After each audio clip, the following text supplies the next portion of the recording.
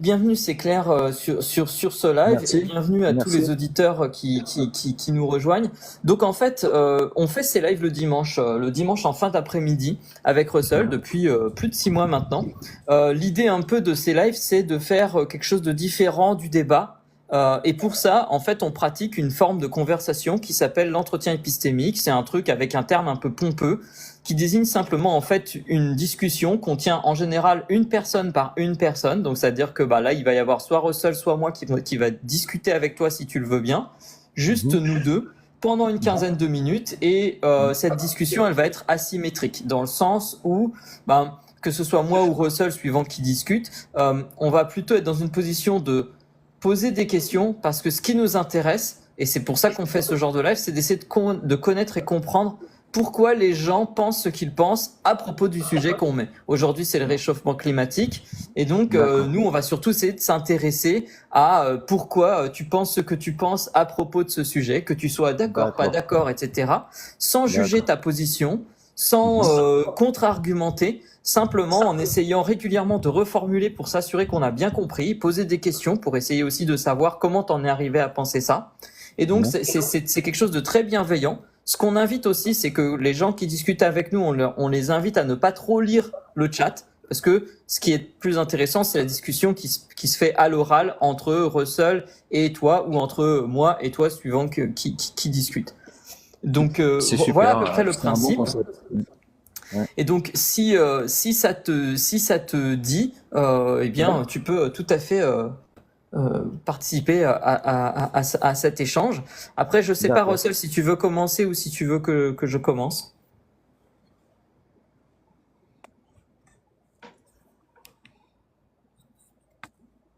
Non, Russell a perdu le bouton pour se démute. Non, je pense qu'il est en train de Ouais, partager ouais, le non. live. Ouais, j'étais en train de partager le live, j'étais dans le truc. Si tu veux bien commencer, moi je suis preneur. Ouais, parce que comme ça me permet de lancer le live Ça si marche. ça te dérange pas. Ça marche, ça marche, ça marche. Donc, voilà, c'est clair. On peut t'appeler c'est clair, hein, c'est ça? Oui, ouais, oui, oui, oui, ou Hervé. Je, comme tu veux, hein. Ouais, Comme tu veux. Je préfère les pseudos parce que comme ça, c'est anonymisé. Parce que je précise une petite chose également, c'est que ouais, TikTok enregistre tous les lives. Tous les lives sur lesquels on passe, ils sont enregistrés et l'hôte du live d'accord. peut récupérer l'enregistrement. Et Ah, nous, ce ok, qu'on fait, c'est que comme il y a des auditeurs qui peuvent pas être présents pendant le live parce qu'ils sont occupés, etc., on nous a pas mal demandé de rediffuser ces lives. Et donc, ce qu'on fait, c'est qu'on rediffuse les lives. Euh, sur YouTube, on a une chaîne YouTube que tu pourras trouver sur mon profil. Et donc, d'accord. qu'est-ce que je voulais dire par rapport à ça? Oui, simplement, en fait, si à un moment donné, après notre discussion, tu ne souhaites pas que ce soit rediffusé, tu es tout à fait libre de ça et tu m'envoies simplement un message en disant je veux pas être rediffusé et on ne D'accord. rediffusera pas. Bon, Si bon, tout se passe bien pour toi, on rediffuse et c'est la raison pour bon. laquelle je préfère aussi utiliser les pseudos parce que voilà, les pseudos ça garantit beaucoup plus l'anonymat, sachant qu'on voit pas hein, les rediffusions, on voit pas les images de profil, etc. On Non, entend souvent juste le pseudo. je m'en fous un peu.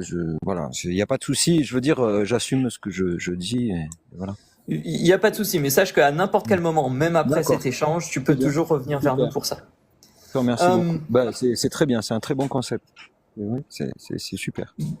donc, juste avant de commencer pour faire connaissance, comment t'es arrivé sur ce live? Est-ce que tu t'en as entendu parler? Quelqu'un te l'a partagé ou juste t'es tombé dessus par hasard? Non, je suis tombé dessus par hasard et le réchauffement climatique, c'est quelque chose qui me, comment dire, qui me tient à cœur, oui, voilà, oui. D'accord, Qui me tient à d'accord. cœur. Enfin, comment dire, c'est quelque chose que je vis depuis que je fais mon métier, depuis que je suis parti de la ville, depuis que je vis dans la nature. Donc, Mhm. voilà, ouais. Donc, je pense que je peux dire des choses dessus, ouais, voilà, voilà. Enfin, D'accord. en tout cas, je peux dire moi ce que je peux voir par rapport à ça, quoi. Voilà. Tu, tu, En peu de temps, tu, en tu- peu de temps, mais voilà. Mm. D'accord, d'accord. Donc, ce que tu nous dis, c'est que tu as un vécu, une expérience personnelle Oui, du oui, réchauffement climatique depuis quelque temps déjà. oui, depuis 25 ans, ouais, oui, depuis 25 ans, ouais. D'accord, d'accord. De par mon métier, parce qu'en fait, je suis, bon, maintenant je suis devenu éleveur de brebis, donc j'ai pas accès à l'eau, par exemple. Enfin, j'ai rarement accès à l'eau, enfin à l'eau de la ville, etc. Donc c'est souvent des points de récupération d'eau que j'utilise. Donc D'accord. je peux voir par rapport à ça qu'il y a en peu de temps, attention, je dis pas que voilà, en peu de temps, je m'aperçois de choses enfin, comment dire, sur une échelle de temps qui est assez minime. Hein. 25 ans, c'est pas beaucoup, mais voilà. Du coup, je peux m'apercevoir de certaines choses, quoi. Voilà. Voilà. D'accord. Donc, Justement par le fait que j'ai un troupeau et je dois le faire boire. ouais.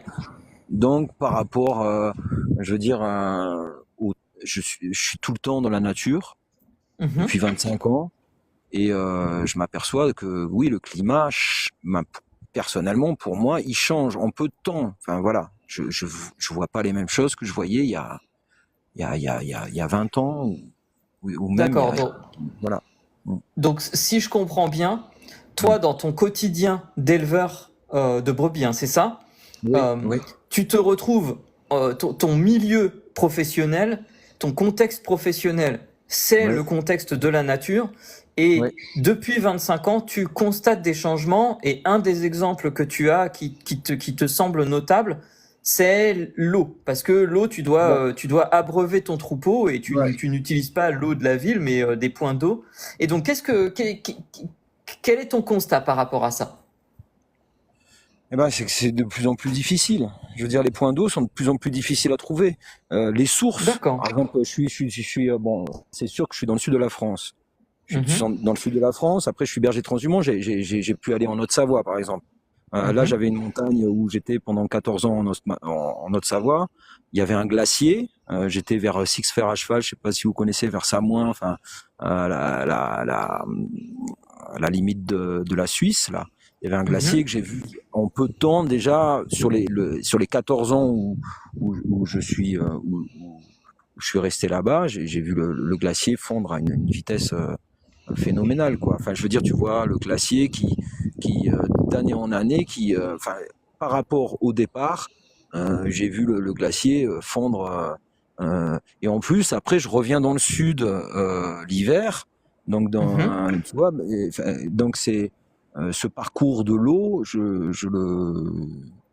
le sens, enfin comment dire, je le sens dans ma vie, dans ma vie de tous les jours. D'accord. Après, je D'accord. récupère de l'eau de pluie dans les citernes. Ici, enfin, on prend de l'eau l'eau qui a été récupérée par les anciens, parce qu'ici il y a des jasses. Il y a des jasses, les jasses, ça veut dire là où les brebis se couchent. Et donc il y avait aussi des citernes sur chaque jasse, en D'accord. fait. On arrive à prendre de l'eau par rapport à ça, à part aussi par rapport aux sources.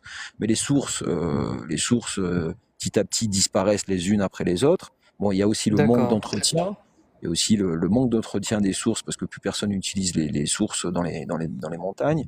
Donc plus personne s'en occupe aussi, D'accord. ça aussi.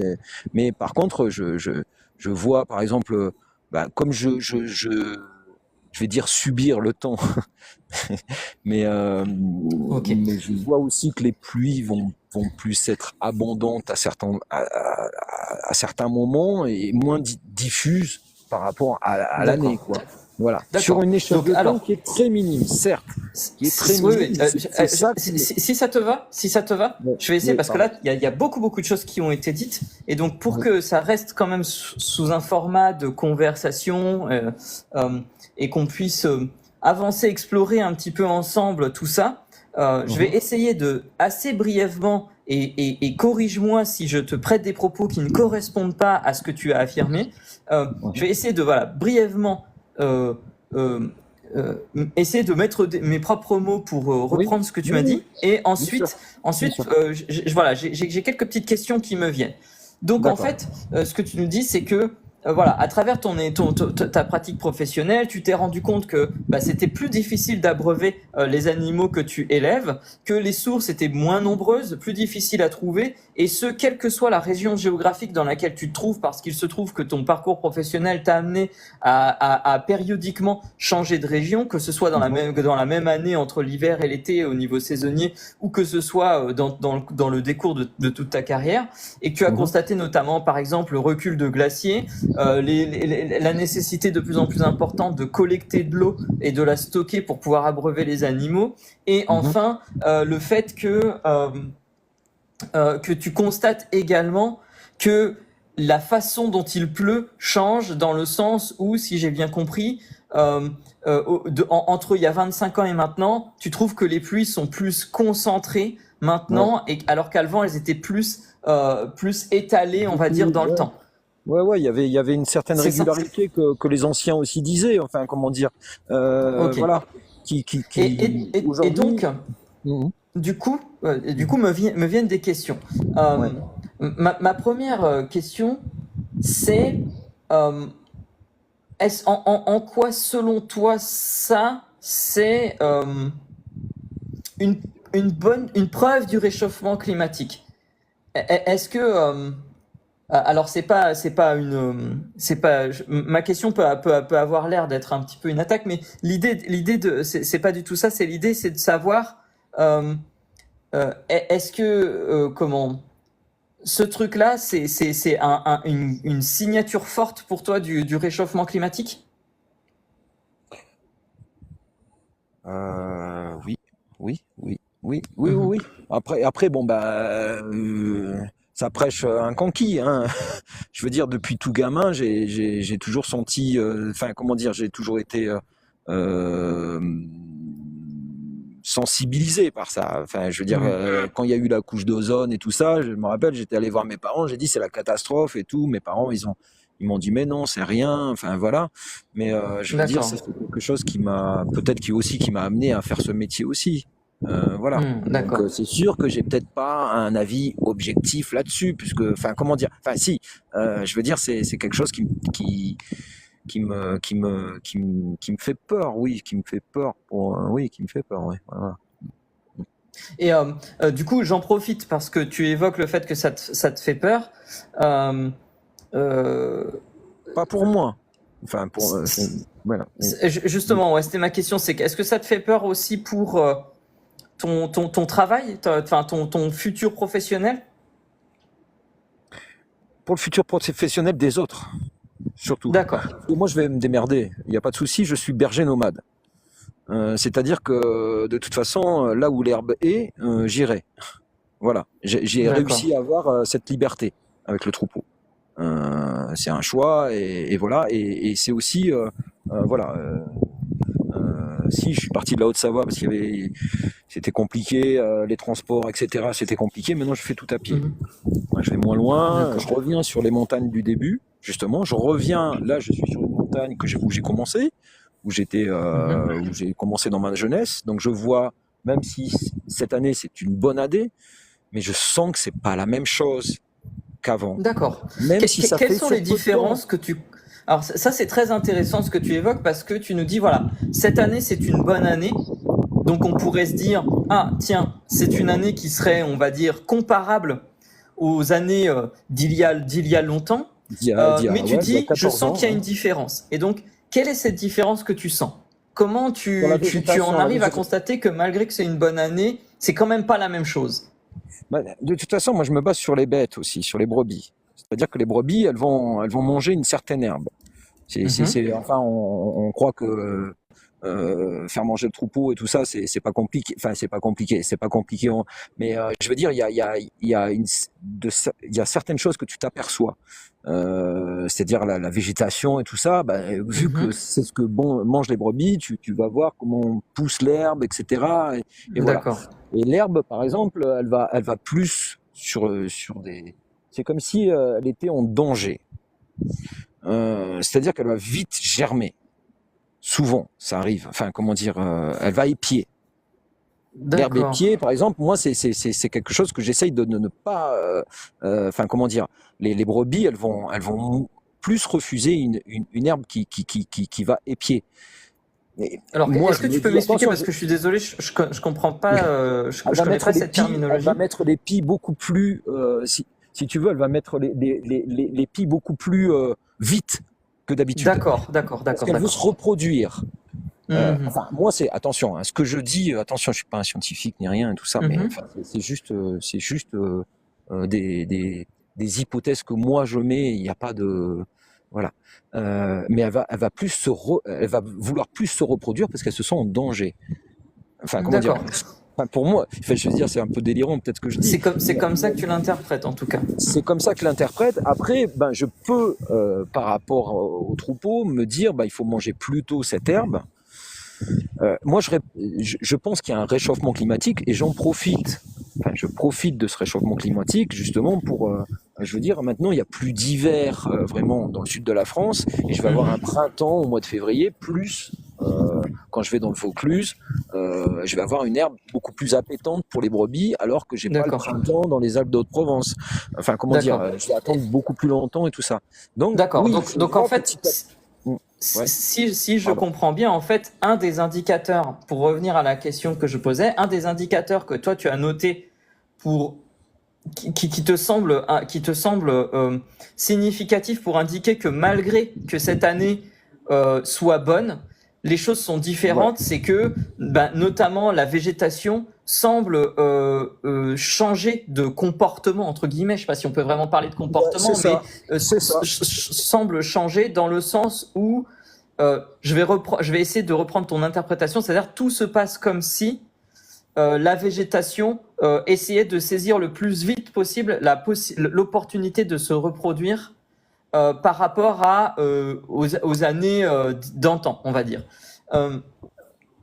Et en dehors de ça, tu nous indiques qu'effectivement, toi, tu essayes de tirer parti de ces modifications climatiques dans ton quotidien, notamment parce que le printemps arrive plus tôt, etc.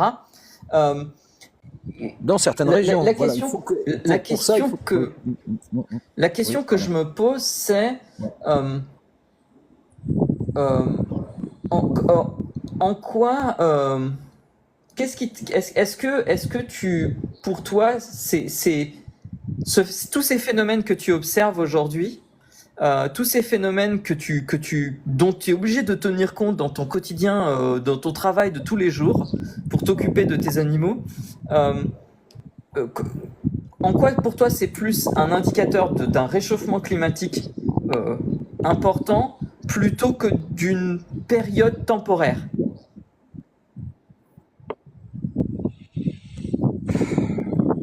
Par l'activité humaine. Je vois aussi beaucoup de choses. Enfin, comment dire, comment dire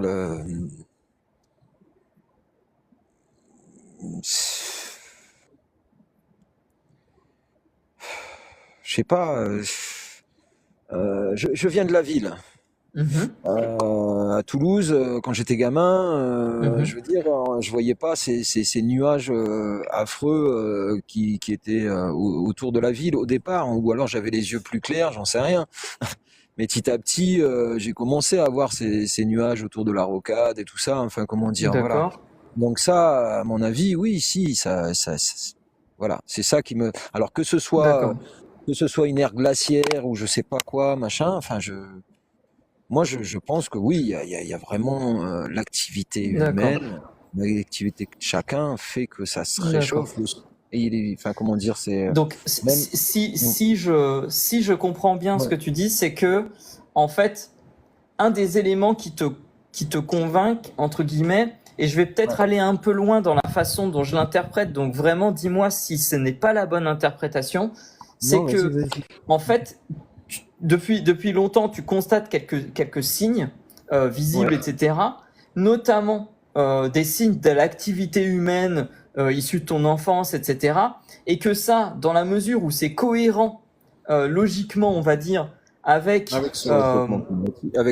l'idée d'un réchauffement climatique, ça contribue à te convaincre et continuer de te convaincre, de te dire oui, il y a bel et bien un réchauffement climatique qui est inhérent aux activités humaines et dont Ouais. je constate les conséquences que je constate aujourd'hui concernant la façon dont je vais faire boire mon troupeau, la manière dont pousse la végétation, etc., etc., sont des indicateurs qui confirment cet élément-là. C'est bien ça? C'est bien ça, ouais. Ouais, ouais. Bah, je veux dire, j'ai émis des hypothèses et sur le concret de ma vie, D'accord. il y a des faits. Il y a des faits. D'accord. Après, voilà, je sais que je ne sais rien.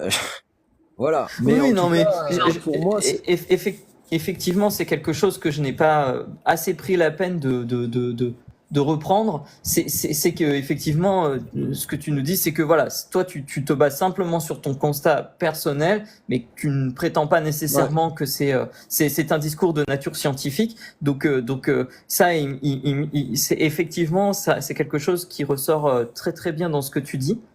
Euh, Ça fait un quart d'heure que l'on échange déjà. Euh, Mhm. Oui. merci d'être monté discuter. C'était vraiment vraiment sympa. Euh, Bah, merci à vous de Enfin m'avoir moi j'ai beaucoup accueilli. apprécié. Avant que Ouais. parfois on fait ce qu'on appelle des questions à emporter, c'est-à-dire que Russell ou d'autres ont une question et que l'on propose en fin d'échange, qui n'appelle pas de réponse mais qui appelle simplement à y réfléchir dans les jours, semaines à venir. D'accord. Euh, D'accord. Avant cela, je voudrais quand même savoir et parce que ça, comme ça fait un quart d'heure et qu'en général tous les quarts d'heure on essaye de faire Ouais. tourner la parole. Euh, comment s'est passé cet échange pour toi? C'était le premier de ce type-là. Comment t'as vécu ça? Qu'est-ce que tu en penses? Ouais, c'est très bien. Enfin, je veux dire, ouais, voilà, oui, non, non, mais c'est très bien. Enfin, très bien. Vous me posez des questions, je réponds. Après, oui, après, je comprends pas le réchauffement climatique, l'arnaque du siècle, point d'interrogation, tout ça. Enfin, je sais pas où vous voulez en venir non plus. Par contre, Alors, si vous, voilà, ok, ok. c'est-à-dire que, oui, voilà, Très simplement, ouais, très oui, simplement, on met des titres accrocheurs. On met des titres d'accord, accrocheurs parce que ça va inciter les gens à s'exprimer. Et nous, notre d'accord, objectif, c'est d'essayer de comprendre pourquoi les gens ont l'avis qu'ils ont. Et donc, d'accord, nous, de base, on n'a pas d'objectif de diffuser tel avis ou tel autre avis. Ce qui nous intéresse, c'est d'essayer de comprendre pourquoi les gens ont un avis, quel que soit cet avis. Et donc, d'accord. on a mis un titre accrocheur, mais on n'a pas d'objectif par rapport à ce titre-là, autre que celui d'inviter les gens à nous dire ce qu'ils pensent et pourquoi, et à explorer, cheminer avec nous pour explorer pourquoi et comment ils arrivent à penser ce qu'ils pensent. Ah, c'est super, hein, enfin, je pense que c'est un bon concept. Ouais, c'est un bon concept. Bon, en tout cas, Je- Ouais, merci d'être monté. merci, Je vais laisser la parole à Russell merci. pour savoir s'il a une question à emporter ou quelque chose à dire. Non, je suis désolé, j'ai pas de questions portées, car je viens de faire Pas une de souci. bourde. J'ai catapulté notre catapulteur et j'arrive pas à le faire revenir. Donc si toi, John, de ton côté, tu peux ramener Terra, je suis vraiment une bouse. Je suis désolé. Eh ben, en tout cas, non, c'était très intéressant, mais voilà, j'ai pas de questions emportées, malheureusement. Ok, ok, pas de souci, pas de souci. C'est clair. Merci pour ton Merci. retour. Je t'ai suivi. Je vais t'envoyer un message à l'issue de ce live pour juste te rappeler que ça va être diffusé, etc. Et comme ça, tu pourras me recontacter derrière si jamais tu souhaites que ce ne soit pas rediffusé. Ouais, Et pas de en souci. tout cas, merci. C'était très intéressant ton témoignage. Et, Ouais, euh, merci. et tu es le bienvenu pour nos autres lives sur d'autres thématiques. Pour reprendre la parole, tu es le bienvenu. C'était super. D'accord, ben, merci beaucoup. Une bonne journée à vous. Merci, bonne journée à toi. Bon, au revoir.